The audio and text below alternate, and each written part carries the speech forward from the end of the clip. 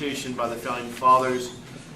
It really is the example of the Founding Fathers making an attempt for the first time really in the pre-modern to the modern history of the West, where people were going to actually elect their leaders, and so they were afraid of this direct popular election, so they created the entity that's the Electoral College to kind of make it look like they have the power to choose the president in this case, but really the power is really put into this hand of these electors, which are not chosen by the people directly, but they are basically put on those ballots, and they get to choose people who they do know they get to vote for president.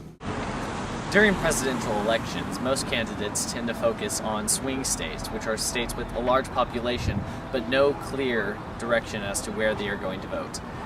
This is why the three most populated states, Texas, California, and New York, already have a clear winner, whereas California and New York are most likely to go to the Democratic Party, where Texas is most likely to go to the Republican Party. But the next largest states, Ohio, Pennsylvania, and Florida, have no clear winner yet. So that is why candidates focus spending a lot of their time and money campaigning in those areas. This is a bad thing because people think that it does not clearly reflect on America's views, and candidates are most likely to appeal to the citizens of those states. America. These are the only states that the presidential candidates care about. As stated in the National Archives, there are 48 states that are winner-take-all states, which basically means that if from 50% or more, the winner that has 50% or more gets all the electoral votes. So it's not. It kind of gets rid of the use of the popular vote. One major criticism of the Electoral College is that it's popular to win the presidential election by only winning 11 states out of 50. It's not a lot. Under the current system, if a candidate receives 50% or more of the popular vote in the state, he or she receives all of the electoral votes in the presidential election. That means that in states, all of the states excluding Nebraska and Maine, a candidate only has to receive 50 or 51% of the vote in order to receive all of their electoral votes. That means that in an extreme situation, a candidate could receive 30% or less of the popular vote and yet win the presidential election. This is an extreme situation and is incredibly unlikely to happen due to the geographical and demographical nature of the states, but it does show a potential flaw in the system. 24 out of the 50 states do not require their electors to vote based on the popular vote. So that means that there's the potential for majority of the delegates voting just to completely disregard the popular vote and thus giving the people less of a voice. Okay. What are some benefits of that system? Well, in theory, the benefit of the Electoral College, I think, for the Founding Fathers is that some populist movement would not affect to the point that it would overwhelm the rational sense of our political system. The benefit being that these electors who are long-established party leaders, people who are involved in the government, the political parties, wouldn't put people who would be so easily swayed by public opinion and therefore would make a responsible, rational decision. I think that was the goal, especially with a very uninformed populace in the 18th century and the 19th century, and probably even to the early part of the 20th century. I think in the mid-20th century going forward to the modern day, I think it's clearly an outdated process. The Electoral College was instituted in 1787 because the Founding Fathers were concerned that voters didn't have enough information about their candidates to really vote for them. So they basically decided that states would choose electors to vote for each state that were intelligent and unbiased, and they would vote for the president. But this isn't really relevant today because now we have the internet and information is much more accessible and people know a lot more about candidates to give a valid vote. Okay. What are some of the drawbacks and You basically have we have gotten away from this concept one person, one vote. If you simply apply simple math to the Electoral College, there are certain states where people's votes count more than in states where other people's votes don't count as much. It makes the election, these 50 plus one being the District of Columbia, these separate little elections.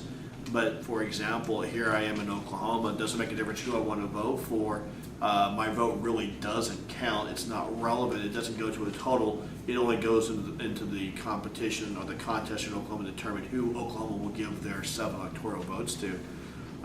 The problem with that being, if I'm a Republican, on my vote, I get vote great, Republican wins, and generally will win in an election here in Oklahoma.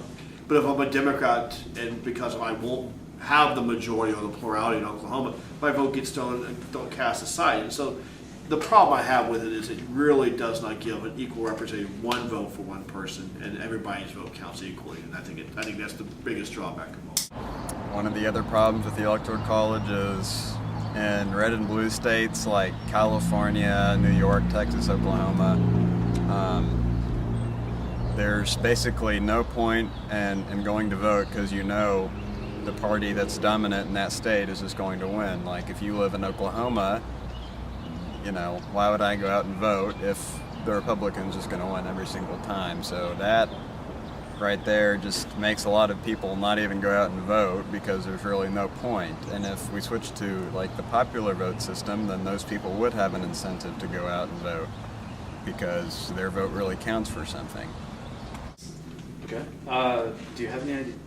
Have you heard any of the ideas for replacing it? And Yes, the two most common ones are we should go into a straight popular election, where I think that's the ideal solution. The problem with it is you have to amend the Constitution to achieve that type of result, and there's no way you're going to get those smaller states who have a disproportionately larger representation, some being Democrat, some being Republican, but a majority of them are happily Republican states, that are not going to go along with the 3/4 needed to amend the Constitution.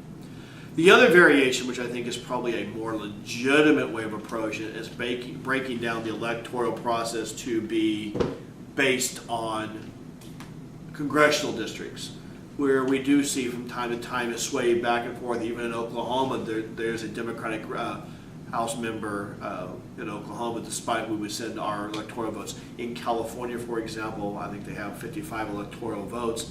All 55 of those electoral votes, the largest of any state, all go for a Democratic candidate. But there's a large number of Republicans out there, and they do have seats.